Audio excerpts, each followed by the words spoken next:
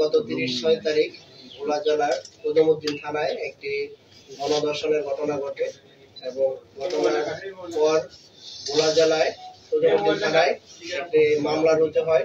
ঘটনার পরপরই ভোলা জেলা পুলিশ সুপার স্যারের নির্দেশে আমাদের ভোলা জেলার একাধিক টিম আসামি ধরার জন্য ব্যাপক অভিযান পরিচালনা করে।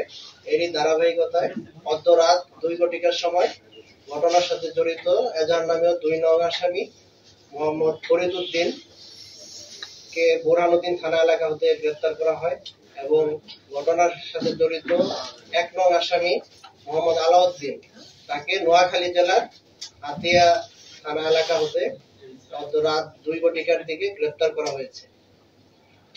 ইতিপূর্বে আপনারা জানেন এই ঘটনার সাথে জড়িত আরো 2 জন আসামিকে গ্রেফতার করা হয়েছে, একজন ঝর্ণা বেগম এবং গতকাল ইলিশা ফেরিঘাট এলাকা থেকে ঘটনার সাথে জড়িত অন্য একজন আসামি মানিককে গ্রেফতার করা হয়েছে। এই নিয়ে এই ঘটনায় এখন পর্যন্ত 4 জন এজাহার নামী আসামিকে গ্রেফতার করা হয়েছে। তো বাদ বাকি আসামিদের গ্রেফতারের জন্য আমাদের একাধিক টিম কাজ করছে। তো গ্রেফতারকৃত আসামিদেরকে আমরা কোর্টে প্রেরণ করব এবং তাদেরকে জিজ্ঞাসাবাদের জন্য আমরা আবেদন করব।